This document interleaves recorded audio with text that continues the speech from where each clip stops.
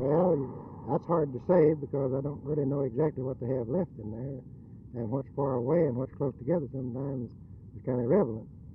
But I don't see the agreement here within another week, at least. Oh, yeah, I'm prepared for it.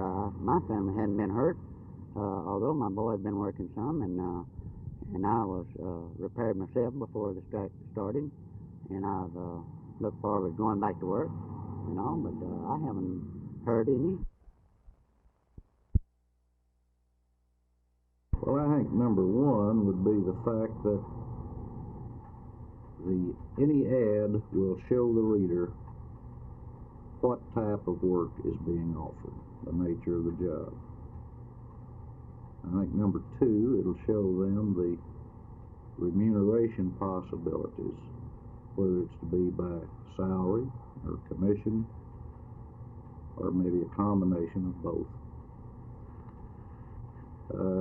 However, it'll go even a little further in this direction, in that we are not going to permit figures to be used that are misleading. Earn $50,000 a year, part-time work, something like this. I think probably number three, that they can be assured that when they do read an ad and they go to investigate it, that the job is a bona fide job offering, and they can feel like they're on solid ground.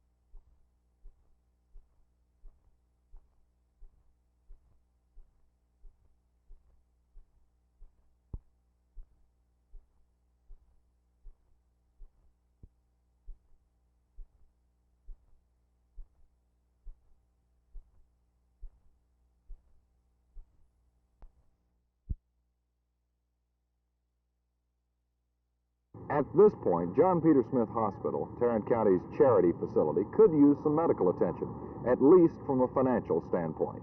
The hospital isn't exactly falling apart at the seams, but continued expansion and renovation is necessary, if only because of population growth in the county. The hospital is in need of better than $11 million. This money would have to come from general obligation bond sales, but the Tarrant County Commissioners Court has offered to give the hospital $1.5 million in revenue bonds now, and the remainder in general obligation funds by next summer. Some board members are inclined to take the interim funds as a stopgap measure. Among the needs of the facility are new operating rooms. The hospital now has 3 such rooms. It needs at least 10. John Peter Smith now has 6 stories. A construction program would expand the space to 11 floors. In the older sections of the hospital, the corridors are very narrow. Renovation is necessary in this area, too. In addition, mental health and drug rehabilitation sections need attention in the very near future. Hospital District Board member Mrs. Pauline Buchanan talked with us today. I asked her about a recurrent fear of the board? Well, it's a high financial rated thing, I'll tell you for sure, and it costs a lot of money. We have 11 floors started out there. We had hoped to finish phase 4, and phase 4 includes 6 floors. I believe they told me it would take about $6 million to finish and to furnish 6 floors. We've been offered $1.5 million by our commissioners, as you know, and I don't know what the other board members think about this, but I can only speak for myself in this. At this particular time, I feel like, since they've offered this, that we should graciously accept it. That's my opinion. Mrs. Buchanan denies that John Peter Smith Hospital is a second-rate facility, but she does say there are areas in which it needs attention. Jay Lewis, Channel 8 News on the Move, Fort Worth.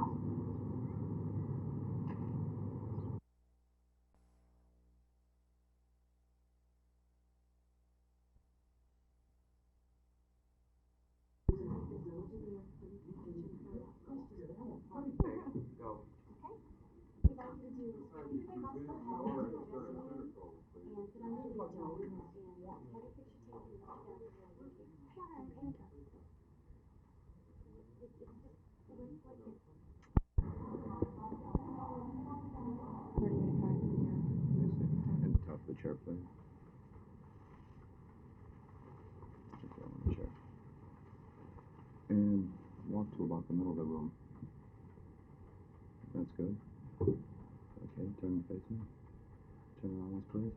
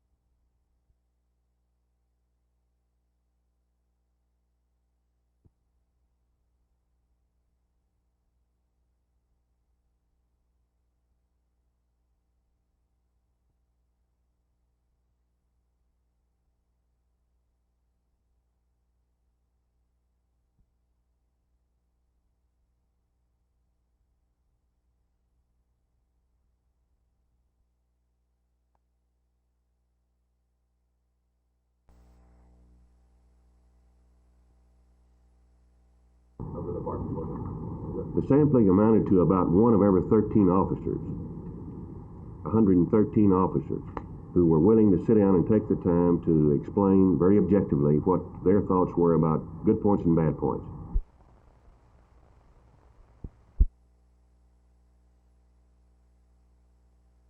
I certainly think there will be some increase. I don't think you'll see a further radical decline.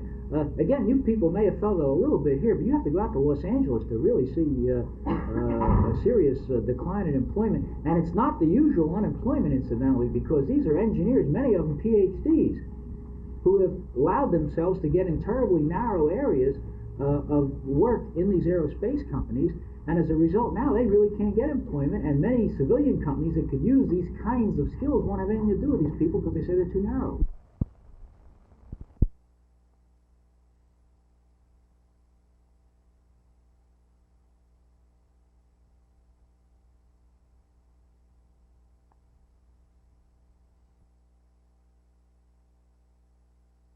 Well, our main goal, Jerry, of course, is to win the ball game. We've got our backs to the wall now, and it's per usual, it's a great challenge for our club, and we haven't met the challenge very well the past few weeks. And of course, this is kind of a do-or-die game for us, and I think that you're going to see a good response out of us. You think St. Louis will be improved over their last meeting with you? I think definitely they are improved. They're a much better defensive football team. We thought that they were a good football team when we played them the first time, but they're a lot more active. Their linebackers are doing a better job, and of course, they use every possible defense possible. They've got as many defenses as we do offensive sets, so we're in for a night of it, and we're trying to prepare. We're kind of lucky to have an extra day this week, and so we're going to use it to the utmost advantage for us. Does this make it difficult to audible at the line?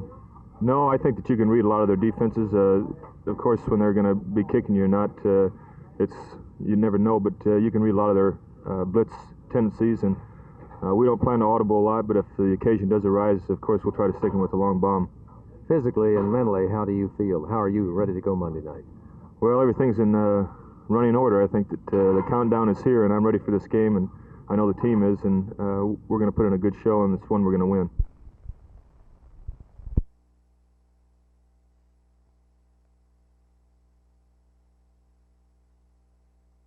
Well, it's always a real challenge to play against Texas. I haven't beat them since I've been here, and it sure would be sweet to knock them off this year. With the drubbing that Texas has been giving the rest of the SWC, but not by a great margin, do you feel that you can be the team to knock them off? I think any team can knock them off if they play up to their potential, and we got enough good ball players on our team to beat them if we play a real great team. But a real great game. But they've got just a fantastic team, and we'll have to play as best we can to stay in the park with them. On defense, are you anticipating any problems with some of their lightning runners? I think you could probably assure yourself that we're going to have problems with their lightning runners.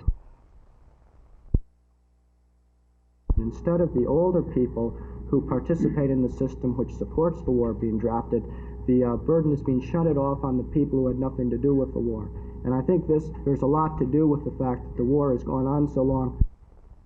The best of white youth are staying in the colleges while the best of black youth are going off to fight wars like in Vietnam. And he says what happens because of this is that the government is able to do two things. It takes a minority group like black people, poor people, and pits them against other poor people for the benefit of a lot of rich people, and that way it fights its wars, and it also at the same time takes the best of black youth out of their communities, thus depriving the communities themselves of their future leaders.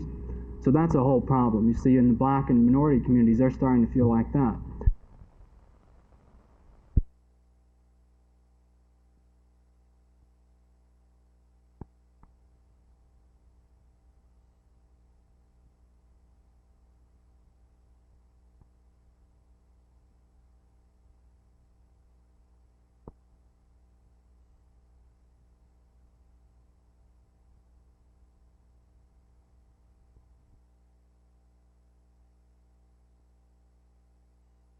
I think the main thing is it will tend to exaggerate, if you wish, a trend that has already begun for this growth between the two cities in the mid-cities area. There is an additional point, though, and that is that because of the airport, there is likely to be much more rapid urban development north of the airport site than would otherwise have occurred.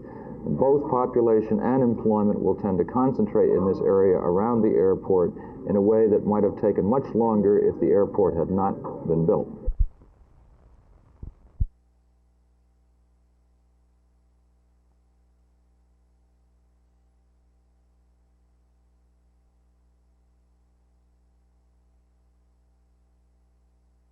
Our school systems have been too authoritarian. There must be a sharing of power among parents, among teachers, even with students, and local communities, as well as the district-wide officials. So far as teachers are concerned, they can share power best through collective bargaining. Teachers in many school systems have done this, and they can do it in Dallas too.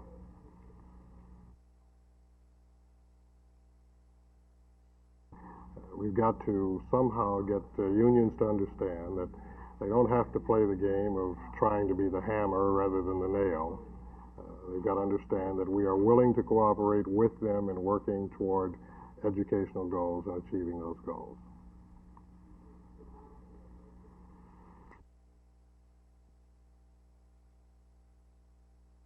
I've had young men tell me, says, I don't have a reason to appeal.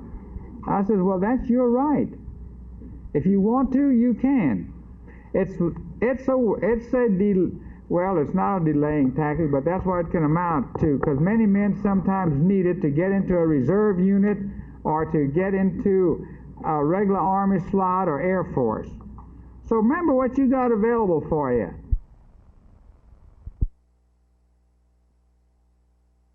Back to the quoting of some of the officers on the department about being dissatisfied with the survey findings, let me say this. I'm not sure how many officers were involved in this. I would guess 2 or 3, maybe more. Not many more than that, I would suspect. And these are officers now who, in my opinion, are not indicating, in any sense of the word, the feeling of the majority of the people within this department, because the majority of these people, and you can talk to the people who have done this survey, the people who are quite knowledgeable about what most of the officers are saying and thinking about this survey, and I think you'll be surprised to find out what the feeling is. But the feeling of most of the members of this department, I think, is one of wanting to make it a better department. And most of them are willing to take the time to explain what some of the problems are and get those corrected so it will be a better department.